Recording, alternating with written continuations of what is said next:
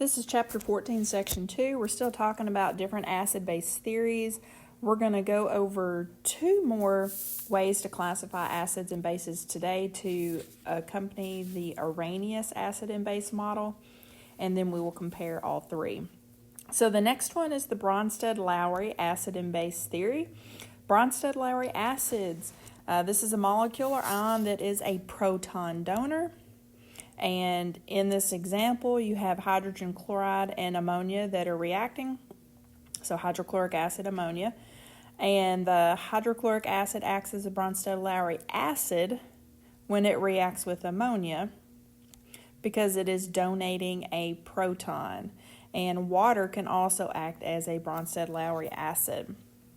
So as we get through some specifics of this,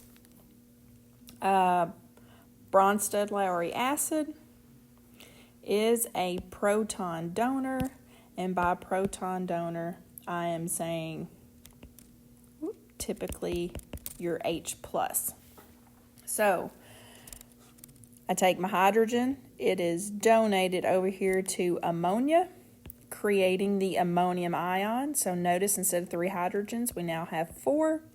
And then that leaves the chloride ion all by itself, and that is kicked out in solution. So your chloride ion there. So it was a proton donor. And in the case with water, water can act as an acid or a base. So we say it is amphoteric. Water will donate one of its 2 hydrogens to ammonia here, again, creating the ammonium ion. Notice what is left is 1 hydrogen and oxygen, which is the hydroxide ion. So this was also a proton donor. That's Bronsted-Lowry acid. So your Bronsted-Lowry base will be basically just the opposite of that. It will be a proton acceptor. So again, the reaction we were just looking at with ammonia accepting the proton from hydrochloric acid. So since ammonia accepts this proton, it is considered a Bronsted-Lowry base. And the hydroxide ion can also accept a proton. That I'm looking at this third one right, or this last bullet point right here. The hydroxide ion produced in solutions by Arrhenius hydroxide bases is the Bronsted-Lowry base. So again, the hydroxide ion produced in solutions by an Arrhenius hydroxide base is the Bronsted-Lowry base. So if we were summarizing these two that we have right now, we've got a Bronsted-Lowry acid is a proton donor, and a Bronsted-Lowry base is a proton acceptor.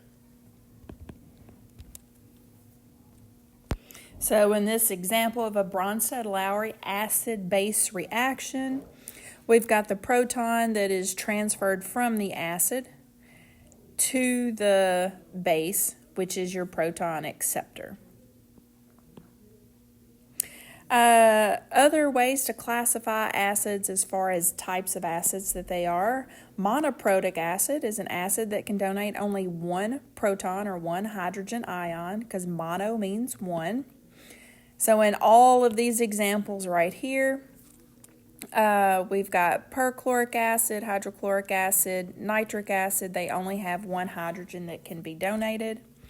And then this is the ionization step that you see here of that 1 hydrogen ion being donated.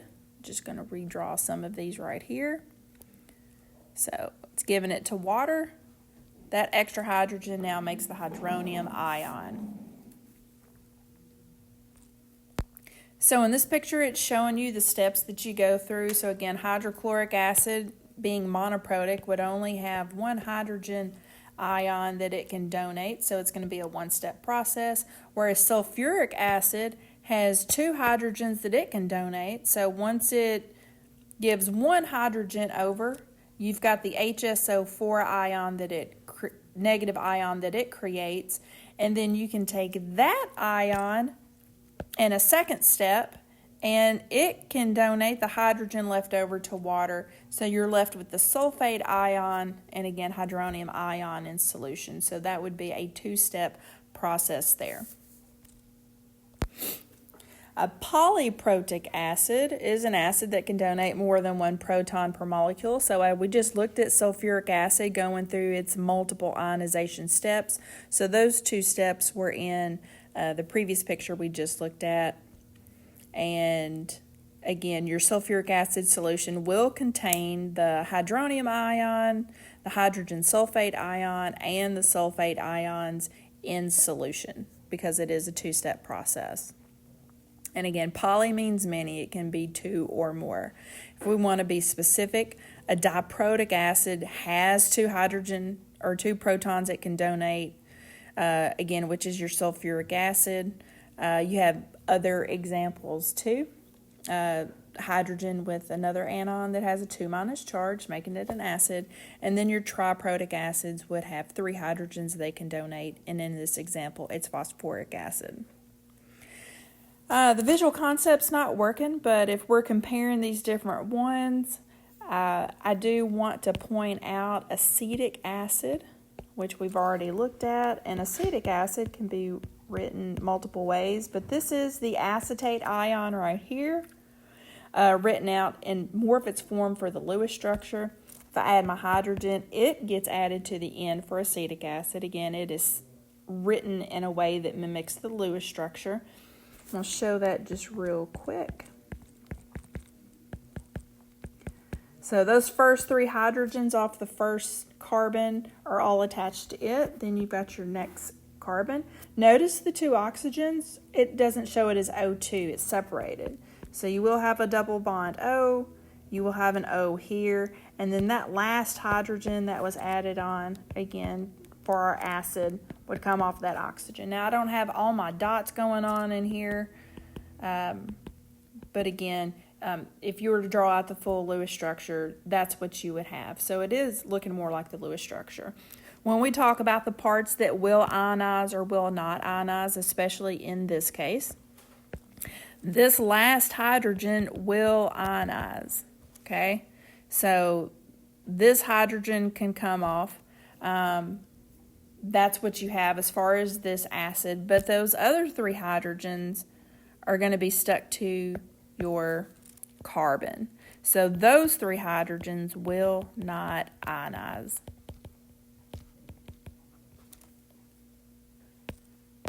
And our third classification for acids, bases, are Lewis acid and bases. A Lewis acid will accept an electron pair to form a covalent bond. This is the broadest of the 3 acid definitions, and a bare proton is considered to be a Lewis acid. And they give you an example here. Kind of crazy what is going on, but as I look at it, you have your ammonia. The reason why they're showing it in this fashion right here is ammonia's Lewis structure looks just like this. There's your 2 dots on the nitrogen, and when it's saying that your Lewis acid is accepts an electron pair, when this hydrogen decides to come over and attach itself, it can attach itself to the ammonia right there on those dots. So this bond that you see, that's where it is forming. And again, you add that on, that is really your ammonium ion that we're looking at. So for the Lewis acid, and it accepts an electron pair, the H plus or proton here in this case is going to be our Lewis acid because it is accepting the pair of electrons from ammonia. So again, this is acting as our Lewis acid in this particular case. So that's the bare proton. And when it says the broadest of the 3, this is going to be the more unlikely scenario of the 3 different theories that we've looked at. So the formula for a Lewis acid does not have to include hydrogen. In this case right here, silver ion is acting as an acid because, again, the silver ion will come over and attach itself to the lone electrons on nitrogen, forming a bond there. And notice the 2 out front. You have 2 of these, so silver will attach itself, or can attach itself, on both ends.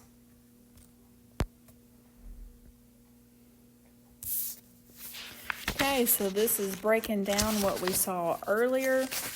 Arrhenius is the hydrogen producer, and Arrhenius base is a hydroxide producer. BronstedLowry acid is a proton donor, and the base is a proton acceptor. And for Lewis acids, we have an electron pair acceptor, and the base is an electron pair donor. I would put all 3 of these in your notes just like you see it right here, so you have all 3 of them together. So we said that the Lewis acid and base was the broadest definition. Well, Arrhenius will be the narrowest definition for all 3. And basically what that means is if your acid or base falls underneath Arrhenius, either one of these, acid or base falls under Arrhenius, then it can also be, or it would also fall under Bronsted-Lowry and Lewis. You can have acids and bases that are just Bronsted-Lowry and Lewis. You can have them just Lewis, but if it is Arrhenius, it will end up more than likely falling under all 3, since that is the narrowest definition.